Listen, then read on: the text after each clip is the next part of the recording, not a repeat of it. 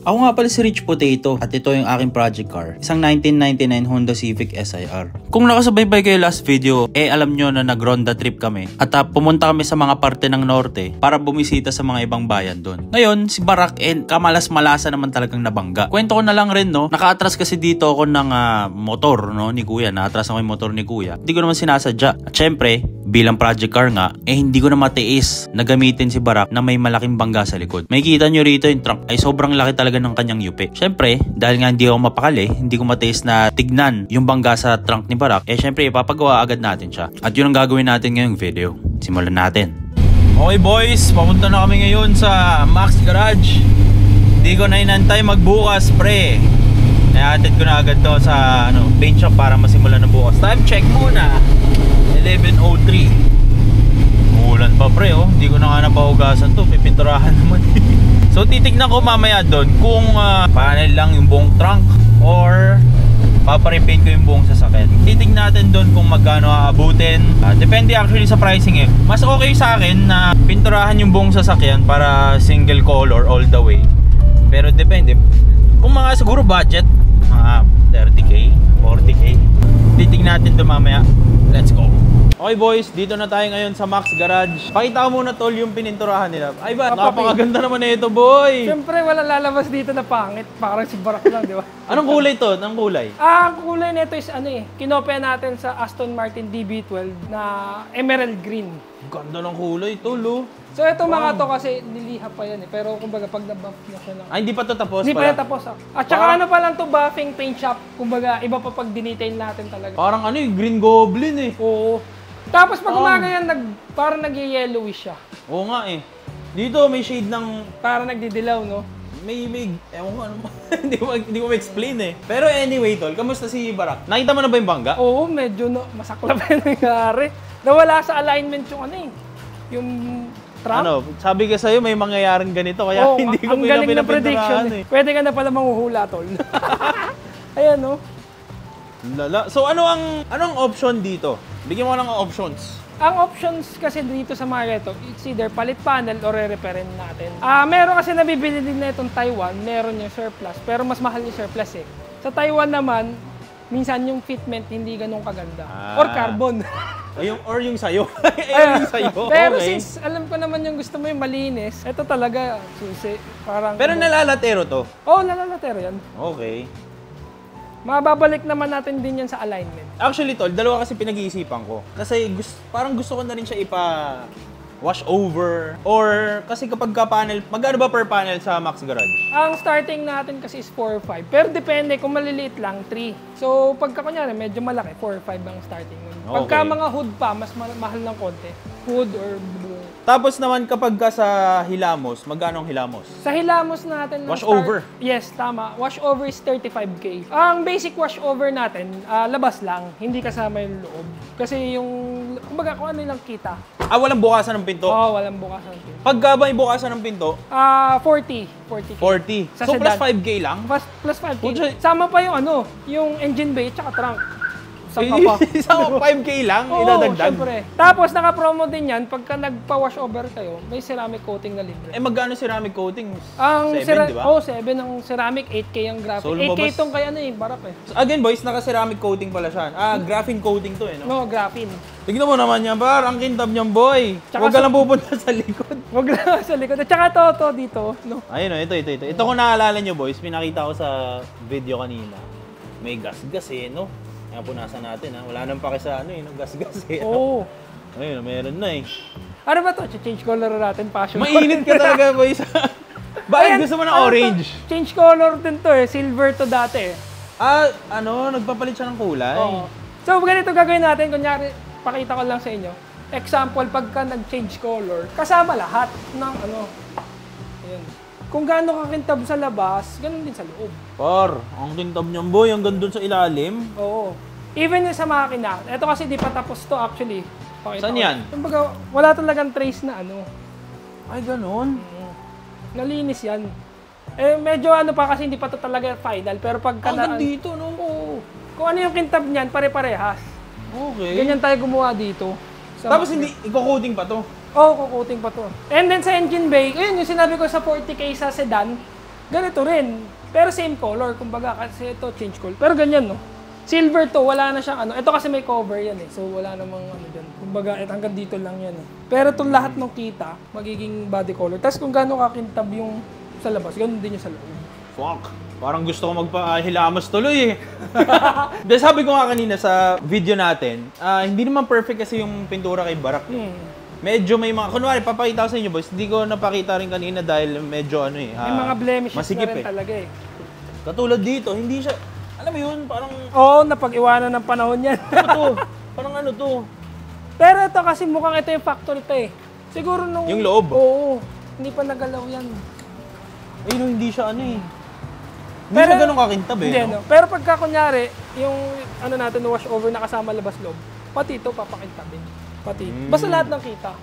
Actually, kahit hanggang sahig, pwede eh. Depende na sa budget. Sahig? No? Oo, di ba Anong iba sahig? nag-show, tinanggal yung carpet? Yung parang mga race car, di ba walang carpet, pero makita mo, ang kinis nung ano. Kaya rin ng ganun, nasa budget lang art, tsaka sa gusto nung may-ari. Tapos sa makina, ano ang nasasama? Paikot. Kumbaga, lahat ng kita, so mas lilinis siya. Teka lang. Okay. Pagka kasi yung ganung, yung basic wash over labas lang, pero pagka yung wash over na labas loob, so pagbukas natin ganito, kasama to, lahat. Ay, ganun? Oo. Okay, pati yung mga ganyan. Oo. Parang ito ata Kasi, yung orig paint oo, eh, no? pa to eh. At saka pag nag-wash over tayo dito, paps, hindi shortcut eh. Kasi iba, takip-takip lang ng tape. Pag nag-wash over tayo dito, tanggal headlight, tanggal bumper. Kaya yung iba kasi minsan makita mo, dito may overspray. So sa atin tanggal lahat. Most likely, mga nasa, ano ba si Barak pag hinilamos? Estimate? Starting niyan, 35. Basta walang mga lalateruhin or bangga, mga alignment, 35. Kumbaga modelong kotse, Parang ganun. parang Ganun. ganun ang idea. Pero ito Okay. wala naman. Actually, ang magiging problema lang naman natin dito yung lalateruhin sa likod. Yung tumor. Pakita mo yung tumor. Cancer eh.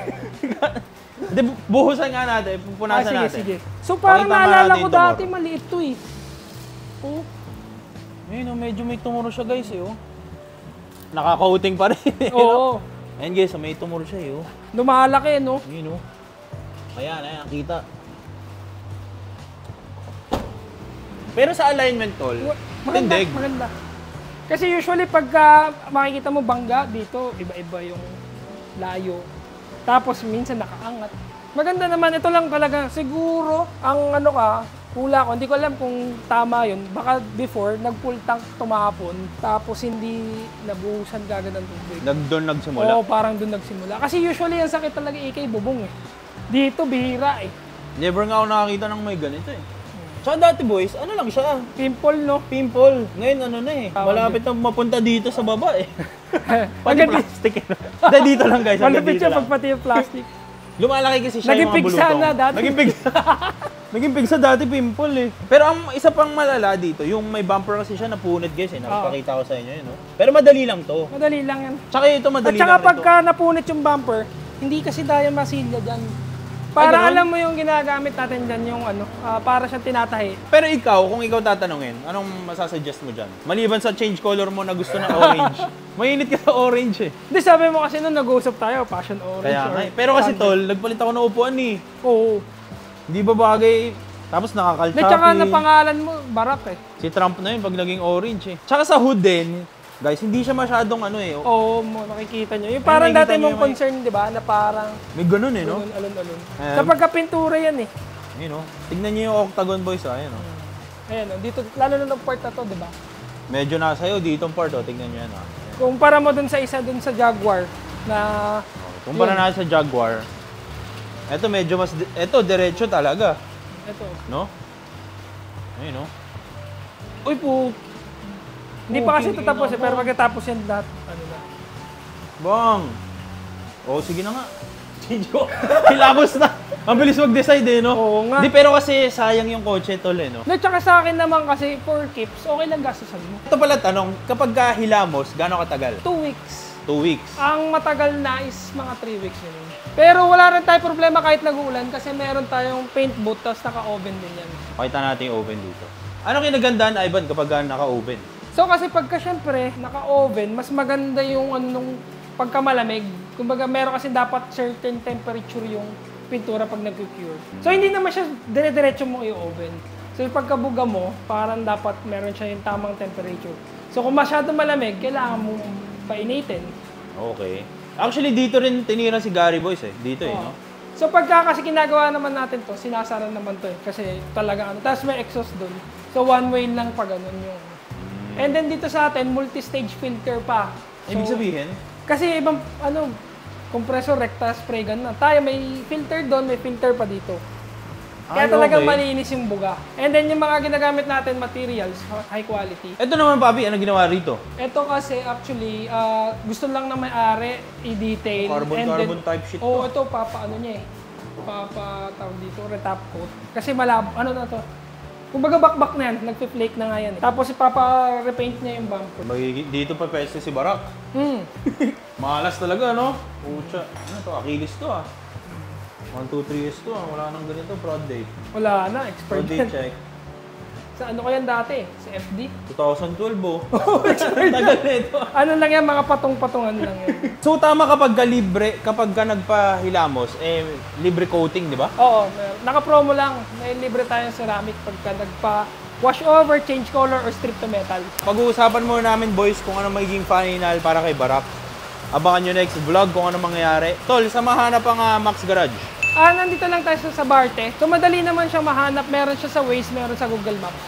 So from SM Fairview, 10 to 15 minutes lang. Malapit. Waze natin is Max Garage. Max Garage siya. Okay.